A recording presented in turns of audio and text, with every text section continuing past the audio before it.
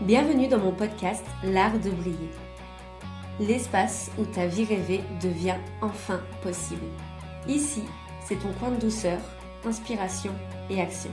Je m'appelle Chloé, coach du bien-être et lifestyle, et je suis là pour t'aider toi, jeune femme multipotentielle, à créer une vie qui te ressemble vraiment. Une vie dans laquelle tu t'épanouis pleinement, où chaque projet, chaque passion trouve sa place. On va parler organisation, équilibre mental et comment suivre toutes tes envies sans t'épuiser. Je te partagerai mes meilleurs conseils, des astuces concrètes et bien sûr un maximum de good vibes. Ensemble, on va briser les barrières, arrêter de culpabiliser et faire de ton quotidien un espace de création et d'épanouissement. Tu es prête à transformer ta vie ? Alors installe-toi confortablement et prépare-toi à recevoir tout ce dont tu as besoin pour enfin vivre selon tes règles. Abonne-toi et laisse-moi t'accompagner dans cette belle aventure.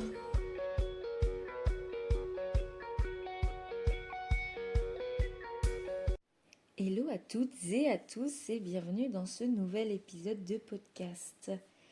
Aujourd'hui, on va parler d'un sujet qui me tient vraiment à cœur et qui est vraiment au cœur de tout ce que je fais, que ce soit sur les réseaux sociaux ou dans ce podcast, la multipotentialité. Bon, je me doute que pour celles qui m'écoutent, c'est un mot qui ne leur est pas du tout inconnu, mais peut-être que ce mot peut sembler complexe pour certaines d'entre vous. Donc dans tous les cas, reste bien avec moi, car cet épisode pourrait bien transformer ta vision de toi-même et ta carrière.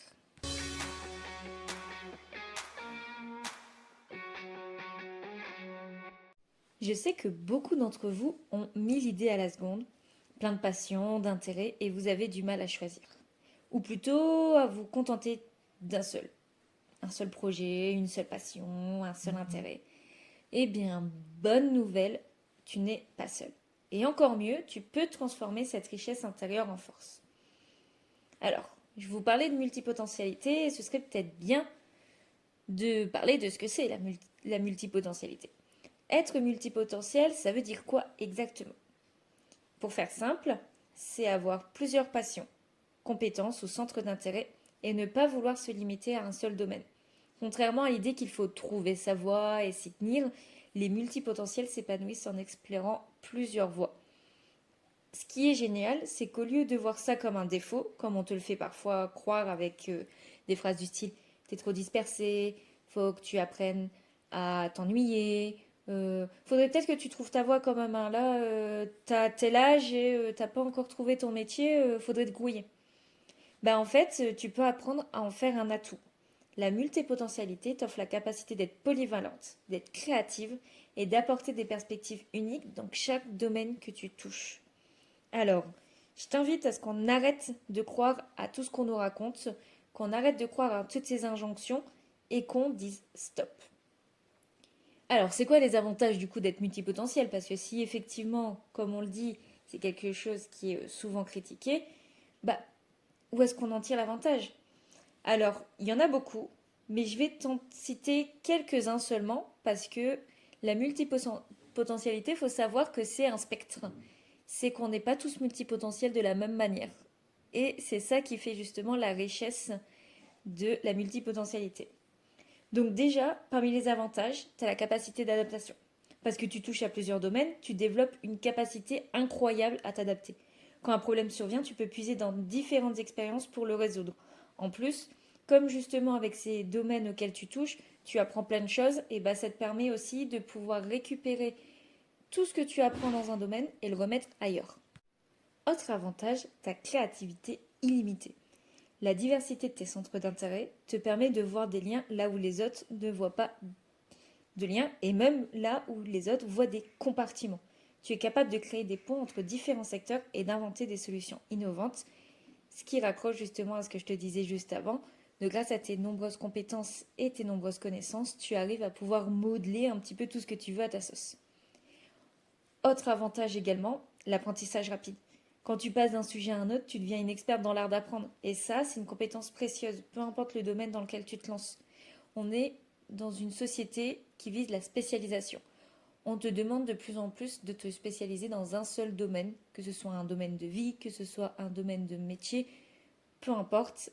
Et moi, je trouve ça un peu dommage, parce que je pense que tu as plein de manières de voir un sujet et que ces différentes manières apportent un prisme. C'est comme toi, on peut t'aborder sous ton prisme de femme, sous ton prisme d'enfant, sous ton prisme de mère si tu es mère, sous ton prisme d'étudiante, sous ton prisme de femme d'affaires, peu importe ce que tu fais. Mais en fait, c'est ces différentes facettes de toi qui font qui tu es, comme une boule à facettes. Et donc, je trouve que se spécialiser, c'est la même chose. C'est de ne regarder qu'une facette d'une boule entière. Moi, je le vois par exemple dans mes études de professeur documentaliste, eh ben, on pourrait croire que ma licence de psychologie me sert à rien du tout. Alors qu'au contraire, avoir vu de la psychologie du développement et de la psychologie cognitive, de comment fonctionnent les apprentissages d'un point de vue cérébral, bah oui, ça m'aide beaucoup dans justement ce métier de professeur documentaliste. Le fait que je sois autrice, ça m'aide pour tout ce qui est capacité langagière et écrite. Tenir un blog littéraire, ça m'aide justement à savoir ce que les jeunes lisent et comment leur donner envie de lire. Voilà, tout ça, c'est des compétences que j'ai acquis grâce à différents projets, différents domaines et qui me permettent de tout combiner dans un seul domaine. Et c'est ça que la multipotentialité t'aide à faire. Et c'est en ça, je trouve que c'est vraiment un super pouvoir. N'hésite pas à me dire en commentaire si toi, tu vois d'autres avantages. Pour moi, c'est vraiment les trois plus gros. Il y en a des milliers, comme je le disais, des centaines, des milliers. Ouais, des milliers, je pense qu'il y en a vraiment beaucoup, beaucoup, beaucoup. Mais n'hésite pas à me dire lesquels sont encore plus prégnants chez toi en commentaire et je serais ravie de lire ça. Maintenant, le problème des multipotentiels, on le sait, c'est l'organisation. Parce que oui, on veut tellement tout faire en même temps que des fois ça n'avance pas. Et on se sent débordé. Et du coup, on se sent débordé et souvent on culpabilise. Alors, comment gérer plusieurs intérêts sans te sentir débordé? Déjà, il faut que tu priorises sans abandonner. L'idée, c'est pas de choisir un seul chemin. C'est pas possible. Quand tu es multipotentiel, tu ne peux pas choisir un seul chemin. Mais c'est plutôt d'organiser tes passions. À chaque moment de ta vie, tu choisis une ou deux passions principales sur lesquelles tu vas te concentrer sans pour autant renoncer aux autres. Ces dernières pourront rester en pause, prêtes à être réactivées plus tard. Par exemple, moi je sais que dans le domaine créatif, j'ai des phases. J'ai des phases où je vais peindre, j'ai des phases où je vais crocheter, tricoter, j'ai des phases où je vais vouloir danser, chanter. Ça dépend. Je ne mets pas le reste en stand-by pour autant, mais je me concentre plus ou moins sur une chose. Et ça permet d'avancer plus vite, tout en notant à côté les petites idées que j'ai, ou voilà. Je ne me restreins pas, juste je priorise. Ensuite, il faut surtout planifier et faire des micro-projets. Planifier ton temps, c'est vraiment la clé. Tu découpes tes journées en créneaux dédiés à tes différents projets. Par exemple, tu peux te réserver un temps le matin selon ton emploi du temps pour un projet créatif et un temps pour l'après-midi pour un projet plus analytique. Vraiment, ça dépend déjà de ton emploi du temps. Parce que, par exemple, moi, j'ai un emploi du temps de cours. Donc, j'ai souvent cours de 9h à midi et de 13h à 16h. Et après, il y a les transports en commun. Et donc, moi, je mets des micro-temps. Par exemple, les transports en commun peuvent me servir pour lire, que ce soit de la lecture perso ou de la lecture professionnelle. Ensuite, quand je rentre, souvent, moi, ce que je fais, c'est que, par exemple, j'ai le lundi et le mercredi qui sont consacrés à mes études. Donc, je ne fais que des tâches par rapport à mes études. Le mardi et le jeudi, c'est mon business. Donc, mon business d'autrice. Enfin, non, justement, pas mon business d'autrice, excusez-moi. Mon business de coach. Donc, je fais mes réseaux sociaux, je tourne mes podcasts et tout ça. Et le vendredi, samedi, c'est mon business d'autrice. Le dimanche, c'est plutôt du repos et un peu fais ce que tu veux, one life, voilà. Donc c'est pour vous dire, chacun fait différemment. Tu peux très bien dire de prendre les différents domaines de ta vie et prendre 15 minutes, 30 minutes, 1 heure, 2 heures en fonction de l'emploi du temps que tu as, encore une fois, et faire tous les domaines de ta vie la même journée. Moi, je trouve ça plus facile pour moi dans mon organisation de faire des journées thématiques. Mais encore une fois, c'est propre à chacun. Dans tous les cas, ne te mets pas trop la pression. Donne-toi la permission d'explorer sans obligation de réussite. Parfois, l'objectif, c'est juste de s'amuser et de nourrir ta curiosité. Bon, maintenant, parlons de comment toutes ces passions peuvent cohabiter dans ta vie professionnelle. Que tu sois encore étudiante que tu sois professionnelle, que tu sois femme au foyer, ça va quand même te servir dans tous les cas. Parce que j'estime que être femme au foyer, être mère au foyer, bah oui, c'est un travail aussi parce qu'il faut s'occuper des tâches de la maison, il faut s'occuper des enfants. Donc c'est un travail à part entière. Donc il y a plusieurs stratégies pour pouvoir tout faire cohabiter. Et chaque multipotentiel doit trouver son propre modèle. Ce que je te donne là, c'est des stratégies qui peuvent paraître un peu bateau, mais il faut tester. Il faut tester pour savoir.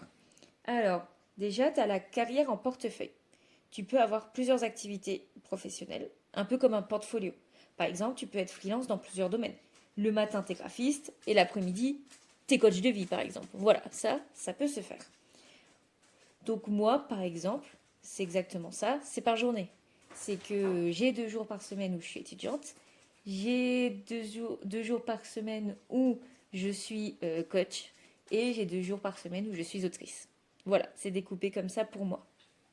Ensuite, tu as la transversalité, ce que moi je fais également, parce que le métier de professeur documentaliste, c'est un métier qui est pluriel. Peut-être, du coup, tu peux intégrer toutes tes passions dans un seul métier. Par exemple, euh, tu peux être architecte et blogueuse lifestyle. Les deux vont ensemble. Tu peux créer du coup des espaces harmonieux tout en utilisant ton amour de la déco et de l'écriture pour inspirer d'autres personnes à travers ton blog. Moi, professeur documentaliste, comme je le disais, j'utilise mes talents d'autrice, mes compétences en tant que blogueuse littéraire, mes anciennes études de psychologie, mes études actuelles de professeur documentaliste, et même grâce au métier qui est pluriel, on fait même de temps en temps des projets sur le bien-être. Et j'utilise bah, mon expérience de coach pour l'utiliser. Donc, moi, je suis à la fois dans une carrière en portefeuille, parce que du coup, je fais plusieurs choses en même temps, mais c'est une carrière en portefeuille qui est dans la transversalité. Ensuite, tu as aussi les slasheuses. Les slasheuses, c'est des femmes qui ajoutent des slash à leur titre. Tu peux être une entrepreneuse, slash qui fait du yoga, slash de la photographie, slash du coaching. Chaque passion complète l'une et enrichit ton parcours. Donc je pense que c'est beaucoup le cas de beaucoup de multipotentiels. Une fois qu'elle a décidé qu'elle en avait marre de suivre les injonctions de suivre qu'une seule voie. Je pense que ça arrive beaucoup. Si c'est pas encore ton cas, ne culpabilise pas. Il n'y a rien de mal à vouloir euh, avoir un métier classique. Pourquoi? Je trouve qu'il y a beaucoup d'injonctions sur les réseaux sociaux de plus en plus à devenir entrepreneuse. Sauf que l'entrepreneuriat, c'est pas fait pour tout le monde. Ou alors d'avoir ce genre de vie où on peut partir en vacances quand on veut et tout ça. Et en fait, le problème, c'est que c'est génial d'inspirer les personnes qui le veulent vraiment, pour qui c'est important cette liberté. Mais que le problème, c'est que ça enferme beaucoup les personnes qui soit pensent le vouloir mais veulent juste suivre les modes. Parce que le problème, c'est que maintenant, avec ces injonctions-là, c'est que bah si t'es pas entrepreneur, t'es une voilà, tu comprends ce que je veux dire, t'es nul, t'es naze, tu vaux rien. Alors que non, en fait, pas du tout. C'est chacun s'épanouit là où il veut, là où il peut. Si toi tu t'épanouis dans un travail de bureau, top, tu t'épanouis, c'est trop bien. Et que tu peux rentrer chez toi, faire tes passions, génial, incroyable. Si toi, par exemple, tu as un boulot où tu travailles, par exemple, que le matin ou que l'après-midi, et que c'est ça ton rythme, c'est trop bien. Si tu es mère au foyer, bah, c'est tout aussi bien. En fait, il faut vraiment qu'on arrête avec cette injonction-là de vouloir absolument faire quelque chose incroyable et d'être comme sur les réseaux. Juste écoutez vos besoins, écoutez ce qui vous parle vraiment, ce qui vous fait vibrer. Et voilà. Bon, je ferme cette parenthèse-là. Du coup, c'était une longue parenthèse, mais je trouvais ça très important d'en parler. Maintenant, j'aimerais te partager un petit témoignage d'une fille que je connais qui s'appelle Sophie. Et Sophie, elle est à la fois consultante en marketing digital et elle est créatrice de bijoux. Elle combine ses compétences en digital pour booster la visibilité de sa marque tout en vendant ses créations. Donc voilà, tu vois, c'est un exemple peut-être un peu bateau, mais qui prouvent que c'est possible. Ensuite, j'ai aussi Lina. Alors Lina, que je ne connais que de loin, j'avais juste suivi son parcours de loin, mais elle a commencé par la photographie. Et maintenant, elle est podcasteuse et elle s'inspire de ses voyages pour alimenter les deux passions, la photographie, et elle a un podcast sur le voyage.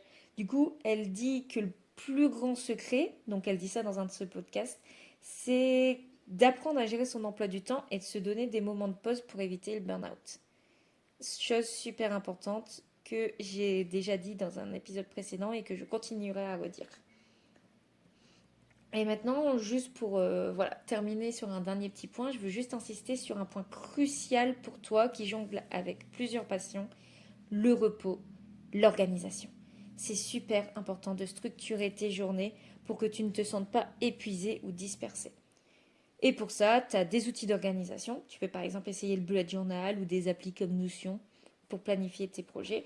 Le but, c'est de garder une vue d'ensemble sans te perdre dans les détails. Et planifie tes pauses.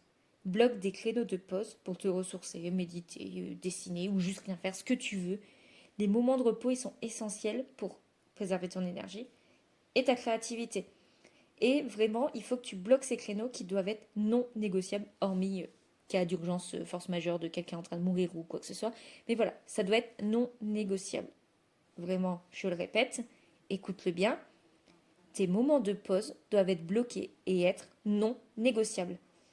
Je le dis en connaissance de cause, je suis le genre de personne qui a beaucoup travaillé jusqu'à se brûler, jusqu'à aller presque au burn-out. Je touche du bois, j'ai réussi à m'arrêter avant le burn-out. Voilà. Donc, je te le dis vraiment avec tout l'amour que je te porte, s'il te plaît, fais des pauses. Voilà, nous arrivons à la fin de cet épisode sur la multipotentialité.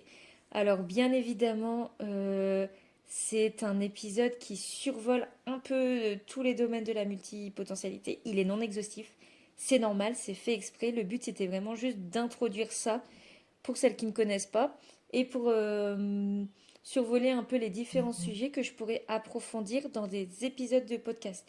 J'espère que tu te sens inspiré et surtout rassuré. Être multipotentiel, c'est pas un défaut, c'est une richesse incroyable. Si tu arrives à bien t'organiser, à jongler intelligemment avec tes intérêts, tu peux construire une vie et une carrière qui te ressemblent et qui t'épanouit vraiment.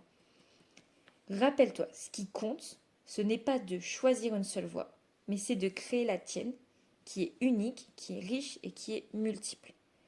En tout cas, n'hésite pas à me dire en commentaire ce que tu as pensé de cet épisode, ou aussi de me dire ce que tu aimerais que j'aborde dans les épisodes prochains. Je te dis à très vite et à la semaine prochaine pour un nouvel épisode.